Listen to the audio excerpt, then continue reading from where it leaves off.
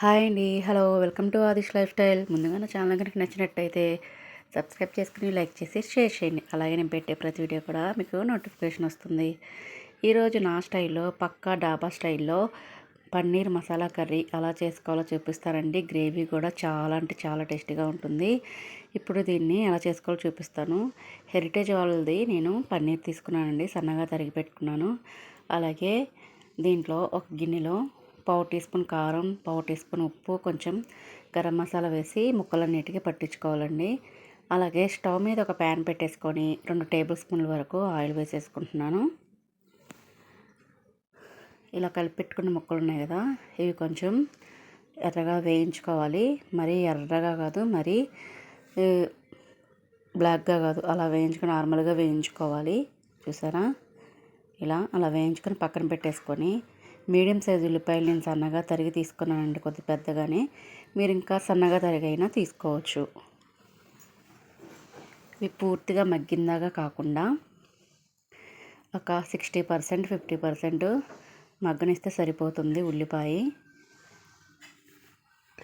ఇవి కొంచెం మగ్గిన తర్వాత నేను ఒక పెద్ద సైజు టమాటా ఒకటి తీసుకున్నాను. ఈ రెండు కూడా 50% వరకు ఉడికితే సరిపోతుందండి. నూనెలో బాగా మగ్గనివ్వాలి.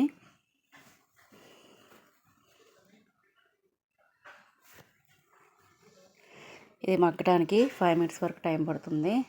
నేను చివరిలో ఒక 5 జీడిపప్పులు వేసుకున్నాను. ఈ జీడిపప్పులు వేసుకోవడం వల్ల గ్రేవీ చాలా టేస్టీగా కూడా ఉంటుంది. మీ దగ్గర లేకపోతే నువ్వులు కానీ వేసుకోవచ్చు. ఇది ఆరబెట్టేసుకొని పక్కన పెట్టేసుకుందాము. అలాగే మళ్ళీ అదే ప్యాన్లో 2 టేబుల్ స్పూన్ల ఆయిల్ వేసుకుంటున్నాను. మనం ఇప్పుడు ఉల్లిపాయ టమాటా వేయించుకున్నాం కదా, అవి ఆరిన తర్వాత పేస్ట్ పట్టేసుకున్నాను నేనైతే. ఇప్పుడు దీంట్లోనే మళ్ళీ 2 టేబుల్ స్పూన్ల ఆయిల్ వేసేసుకొని బిర్యానీ మసాలాలు వేసుకున్నాను. సాజీరా, యాలక్కాయ, లవంగాలు, దాల్చిన చెక్క వేసుకున్న తర్వాత నేను పేస్ట్ పట్టుకున్నది ఉల్లిపాయ టమాటా పేస్ట్ వేసేసాను.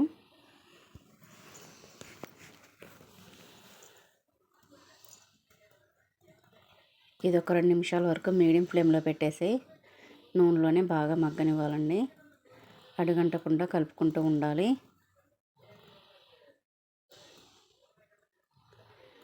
ఇప్పుడు కొంచెం ఆయిల్ పైకి తేలినట్టు ఉన్నప్పుడు మనం ఉప్పు, కారం, పసుపు ఇవన్నీ వేసుకోవాలి. 1 టేబుల్ స్పూన్ కారం వేసాను నేను. పావు టీ స్పూన్ పసుపు, కొంచెం ఉప్పు వేసుకున్నాను. ఇవి మొత్తం కలిసే వరకు కలుపుకోవాలి.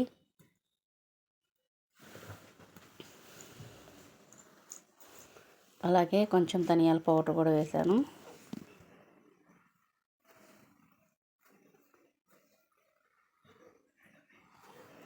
రెండు నిమిషాలు మగ్గిన తర్వాత ఆయిల్ పైకి తేలుతుంది కదా, ఇప్పుడు దీంట్లోనే 2 టేబుల్ స్పూన్ల వరకు పెరుగు వేసుకోవాలి. చూసారా, 2 టేబుల్ స్పూన్లు చాలు.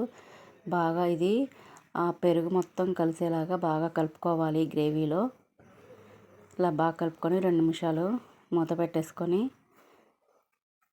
మగ్గనివ్వాలి. చూసారా, ఆయిల్ పైకి తేలినట్టు వచ్చింది. ఇప్పుడు కొంచెం వాటర్ పోసుకోండి.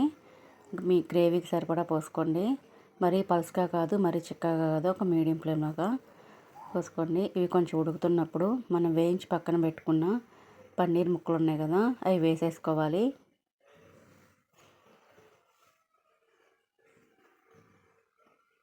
ఇలా వేసిన తర్వాత ఒక 2-3 మినిట్స్ ఈ పన్నీర్ ముక్కలు దాంట్లో ఉడకనిస్తే సరిపోతుంది.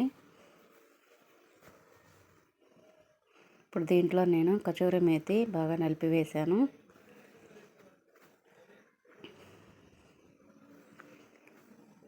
ఒక్కసారి మూత పెట్టి ఉడకనిద్దాము.